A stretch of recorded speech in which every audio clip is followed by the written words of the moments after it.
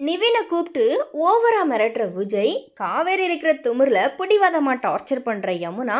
So இந்த மாதிரியான விஷயங்கள் குறித்தா இன்றைக்கான மகாநதி சீரியலில் என்னென்ன நடந்துச்சு அப்படிங்கிறத பார்க்க போகிறோம். ஸோ அந்த வகையில் இந்த சீரியலில் பார்த்தீங்கன்னா ஒவ்வொருத்தங்களுமே அவங்களுடைய சுயநலத்துக்காக நிவினை பலிகடாவாக சிக்க வைக்கிறதுக்கு துணிஞ்சிட்டாங்க. காவிரியை பொறுத்த வரைக்கும் தன்னுடைய தங்கச்சி நினச்சபடியே காதலில் ஜெயிக்கணும், அதுக்கு எப்படியாச்சும் நிவினை கல்யாணம் பண்ணி வைக்கணும் அப்படிங்கிற மாதிரி நிவின் கிட்ட கெஞ்சி தொடர்ந்து டார்ச்சர் பண்ணிட்டு வராங்க. அதுலேயும் ஒரு கட்டத்தில் நிவின் எப்படியும் வந்துடுவார் அப்படிங்கிற நம்பிக்கையில் யமுனாவை மணப்பெண் மாதிரி அலங்கரித்து கோவிலுக்கு எல்லாமே கூட்டிகிட்டு வந்து தொடர்ந்து நிவினுக்கு கால் பண்ணி ஒரு மிகப்பெரிய இம்சையை கொடுத்துட்டாங்க. ஆனால் இதுக்கெல்லாம் கொஞ்சம் கூட மனசு இறங்காத நிவின் எதையுமே கண்டுக்கல.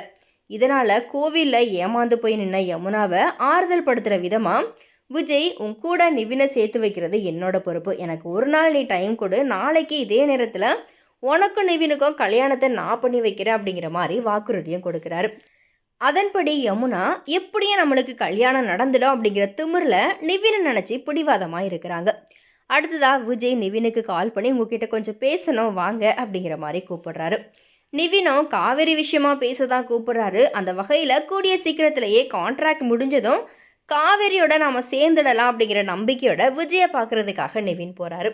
போனதும் நிவின் கிட்ட யமுனாவை கல்யாணம் பண்ண சொல்லி விஜய் வற்புறுத்துறாரு. அதுக்கு நிவின், என்னோட மனசில் காவேரி தான் இருக்கிறா, உங்கள் கான்ட்ராக்ட் படி கல்யாணம் முடிஞ்சதுக்கு அப்புறமா காவேரியோட நிலைமை என்ன ஆகும், அப்போது அவளுக்கு சப்போர்ட்டாக நான் நின்று காவேரியை கல்யாணம் பண்ணுவேன் அப்படிங்கிற மாதிரி நிவின் சொல்கிறாரு. இதை கேட்டு கோவத்தில் கொந்தளித்த விஜய், மறுபடியும் அந்த ஒப்பந்த கல்யாணம் அப்படிங்கிற மாதிரி பேசாத, என்னோட மனசுக்குள்ளே காவேரி நுழைஞ்சிட்டா, நான் காவேரியை மனசார காதலிக்க ஆரம்பித்து பொண்டாட்டியாக அவளை நினச்சிட்டேன். அதே மாதிரி தான் காவேரியோட மனசுக்குள்ளேயே நான் தான் இருக்கேன். ஹாஸ்பிட்டலில் வச்சு அது உனக்கு தெரிஞ்சிருக்கும். காவேரியோட மனசில் நீ இல்லை, நான் தான் இருக்கிறேன். இந்த மாதிரி விஜய் ஒரு சில உண்மைகளை சொல்கிறாரு. இதனால் நிவின், அப்படின்னா காவேரியோட மனசுக்குள்ளே நாம இல்லை, விஜய் தான் இருக்கிறாரு அப்படிங்கிற மாதிரியா புரிஞ்சுக்கிட்டாரு. அதன்படி நிவின், காவேரிக்கு அப்படி ஒரு எண்ணம் இருக்குது அப்படிங்கிற மாதிரி தெரிஞ்சதுக்கு அப்புறமா உங்களுடைய வாழ்க்கையில் நான் குறிக்கிட மாட்டேன், என்னை பொறுத்த வரைக்கும் காவேரி எங்கே இருந்தாலும் சந்தோஷமாக இருக்கணும், அதனால தான் நான் காவேரியை விட்டு விலகிக்கிறேன் அப்படிங்கிற மாதிரி சொல்கிறாரு. இப்படி சொல்லியும் நிவினை விடாமல் மச்சினிச்சிக்காக விஜய் யமுனாவோட கழுத்தில் நீ தாலி கட்டணும் அப்படிங்கிற மாதிரி சொல்லி மிரட்டுறாரு.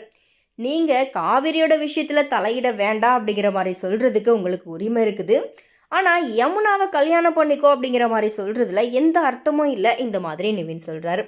உடனே விஜய், அப்படின்னா எதுக்காக யமுனாவுக்காக நம்பிக்கை வரும்படி நீ பேசி பழகுன, அது உன்னோட தப்பு தானே, அந்த தப்புக்கு நீ பிரியாச்சித்தம் பண்ணுற விதமாக நீ யமுனாவோட கழுத்தில் தாலி கட்டி தான் ஆகணும், இந்த மாதிரி விஜய் நிவினை பிளாக்மெயில் பண்ணுற அளவுக்கு மிரட்டுறாரு. இது எல்லாத்தையுமே கேட்டு நொந்து போன நிவின் என்ன பண்ணுறதுன்னு தெரியாமல் முழிச்சுக்கிட்டு இருக்கிறாரு.